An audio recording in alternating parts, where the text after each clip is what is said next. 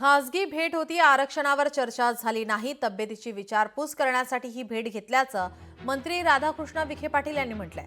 जातीचं राजकारण करू नका, मंत्री विखेंचा ओबीसी नेत्यांना सल्ला देण्यात आलेला आहे.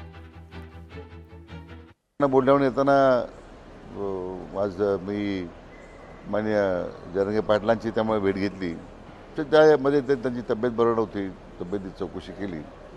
ही खरं म्हणजे एक तशी खाजगी भेट होती. त्यात काही फार आम्ही आरक्षणाबद्दल काही चर्चा केली नाही. ओबीसी समाजाला आरक्षण देताना कधी मराठा समाजाने विरोध केला का, कधी मोर्चे काढलेत का, कधी अशा प्रकारचे वक्तव्य केलेत का? आपण एक बंधुत्व भावनाच इतक्या वर्ष आपण सगळे राहिलो.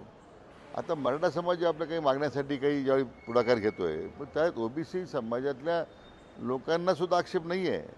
आक्षेप पुढाऱ्यांना नाही, फक्त ओबीसी समाजाला अजिबात या विषयामध्ये काही आक्षेप नाही. कारण इतक्या वर्ष आपण बरोबर राहिलो ना.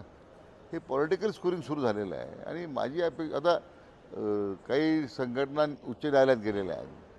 आता उच्च न्यायालयाने जर त्याला स्थगिती दिली नाही आणि 1 महिन्यामध्ये आता त्याची सुनावणी परत होणार आहे, त्यावेळी तुम्ही भूमिका मांडा ना.